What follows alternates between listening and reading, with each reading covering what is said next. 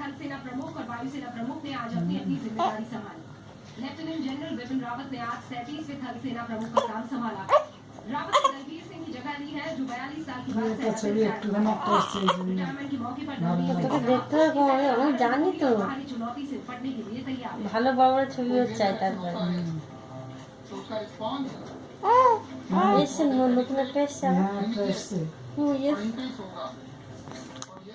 আমি আজ কোন ধারে কি সরাতে হয় এটা ও ঠিক ফেলে দেবো এই মাসে দুধের বোতল খাচ্ছে সেইটা এসেছে এই লিঙ্ক করে সেই দিকে দেখেছে দেবে সেদিন রাতটা ওকে সব ছবি দেখাতে হয়েছে তারপরে আমার সব ছুটি আচ্ছা আর ছবি দেয়নি ছোটো মা আর নেই আমার ফোনে এসছে নতুন ব্যাপারটা ও ওকে দেখে নিয়ে সরাবে